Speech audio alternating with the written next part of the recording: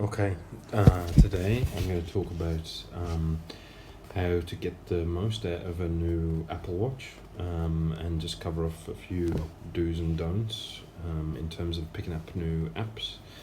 Um, the reason that I'm making the video is because I just recently bought a new Apple Watch.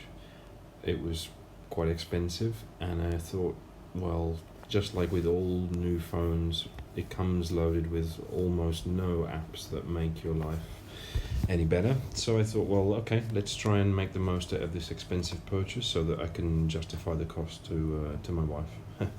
So anyway, yeah, I've got a few tips on the process that I go through when I'm looking for apps, how I find them, how I try and find apps that will actually be useful, and I'm just going to give you some tips. So the first thing I think to do is to understand what kind of apps will sort of support the goal that you're looking to do. So just recently I've been really focused on work, and so I've been looking for productivity apps. Just like I'm an entrepreneur, so I have a lot of projects on the go, and it's important to stay focused. So anything that helps me get more out of my day is useful. That's what I set about looking at first, productivity. So the first thing that I did was I start to do some research online. So that usually involves going to Google and putting in some sort of a search on Google. So I was looking initially for a to-do list app. So you can see there, I just put in best to-do list app on Apple Watch. And then, as always, you get an overwhelming amount of results, but the main thing is just to look at the first few and try and maybe look for some reputable sort of sites that will give you some idea of what to look for. So first of all, I start looking through the different results. The first one that I looked at was that AnyDo. AnyDo is one of the to-do list apps, and you can see there you start getting other suggestions from this particular page. So TikTok, AnyDo, Todoist, and then what I normally do is I take a notepad and I start to jot down to see the names. So I just record down the names of the apps, and then what you usually find is that you start to see some names crop up regularly on the search list. So AnyDo is here. Let's go. Okay, this one, great website, but loads of choices, perhaps too many choices there. I prefer more of a curated list. So best to do list, digitaltrends.com. I know that's a pretty good website. So let's take a look at that. So I'm not going to go too much into this process of looking, but the point is, look across a few different websites, make some notes, and you see, look, AnyDo's come up again. So Todoist, that one's come up again. So I've seen that one twice. Evernote, I know that one's great. TickTick, never heard of it. But yeah, you can see there's some names starting to crop up. So what I do then is to go straight over to the App Store with the names that I've got on my wish list.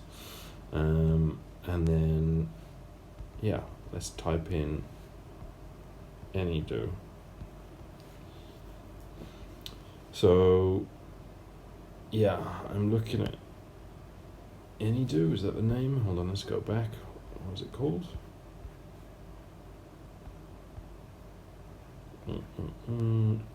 Any.do. Okay.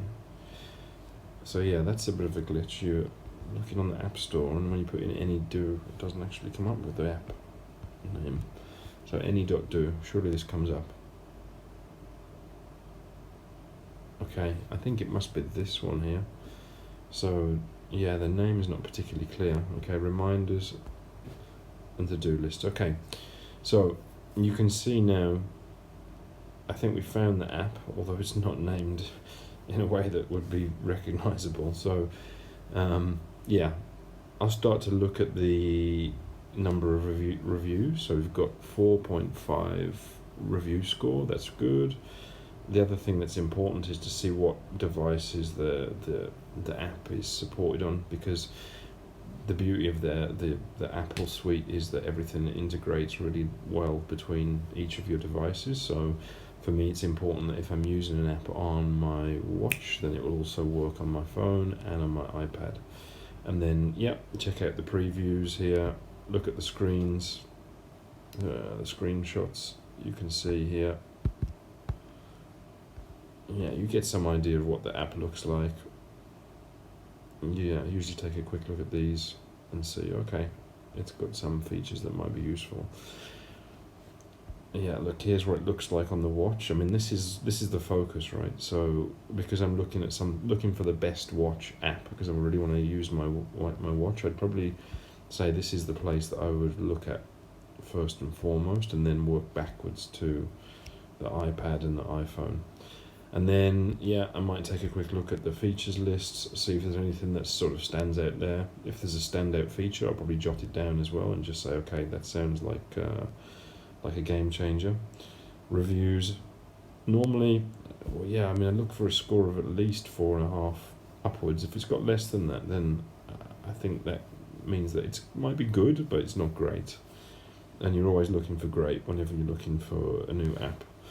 The other thing I do is I look at the See All, and by default, the App Store orders it by most helpful, but actually, I want to see the most recent, because in my mind, the most recent is related to the most recent version of the app that was released.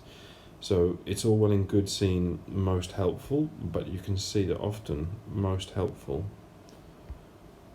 shows you reviews from years ago. So this is when this is when the app was maybe at its peak, but now all of the apps are in competition. So I wouldn't look at the most helpful. I think it's really unhelpful actually to look at the most helpful reviews first. I want to look at most recent. So you see here, as soon as I start to see 1-star reviews, 2-star reviews on the most recent version of the apps, that's a red flag. So then I would go back and I'd just continue searching by either looking at the suggested apps at the bottom or picking another one off the list. So you can see more apps are coming up here. So you've got a chance. Look, editor's choice. Usually that's pretty good. Let's see the reviews, see all, most helpful, go to most recent. Again, a bunch of really bad reviews, so that kind of puts me off. Let's keep going. I mean, in the end, when I was looking, I ended up going for an app called Things. Let's just look at that. The reason why I went for Things in the end was because 4.8 review score, 1,000 reviews. If you look there, history, it was updated recently and gets regularly updated, so that shows that the developer really is invested in the app and really wants to make it better. Look at the graph there. It shows a lot of 5-star reviews, a lot of 4-star reviews, only a few 3, and then no 2 and barely any 1-star reviews. That's a great sign. Back to most recent, let's have a look. 5-star, 4-star everywhere. Again, when you start to see that, that's usually a good sign. So the other thing is, when I'm looking at apps, I also look at the reviews in terms of what people are saying, and if people are saying things like life-changing, that's usually a good sign. So when it comes to productivity, life-changing is what you're looking for. So if you see things where people are saying, look at this, I've tried probably all the to-do apps and I keep coming back to Things. It's intuitive, beautifully built, flexible, not overly complicated, and does what it needs to. Definitely worth a one-off payment. So, when people start saying things where sounds like they've tried a lot of different apps, then again, you might be in the right direction. So anyway, this was the app that I went for in the end, and super happy with it. It's made a huge difference to me in terms of keeping track of an overwhelming amount of things, because you can order stuff in folders, you can put tags on your tasks, so you can search quickly for things that have been tagged that might be across multiple folders. You can add notes, you can add attachments, you can flag things, you can set what date something should be due, so that then you can actually start to create a calendar, or well, an ordered to-do list, which displays like a calendar. Yeah, I'm very, very, very happy with this. It works well on all the devices. The only downside is that, as someone pointed out, the Mac version is very expensive, $48.99. So I just stick to the phone, the tablet, and the watch version, which again, it all adds up, but it's reasonable for what I get back from it. So yeah, I think,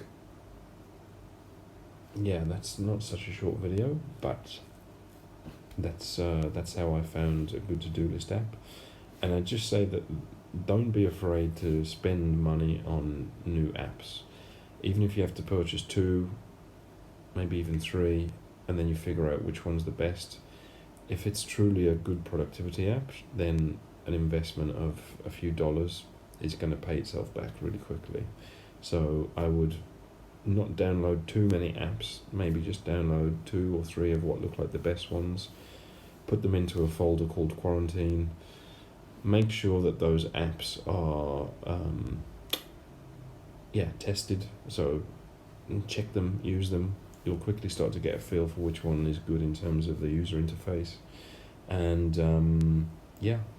get rid of the ones that you're not using, or keep them in quarantine in a different folder. All these apps are constantly being updated by the developers, so an app that might be good or great today might get even better tomorrow, or it could go the other direction. So yeah, it's always worth having a few different choices to play around with. But yeah, that's my advice, and I hope that's helpful. And I recommend things for to-do lists for sure. Okay, thanks. Bye bye.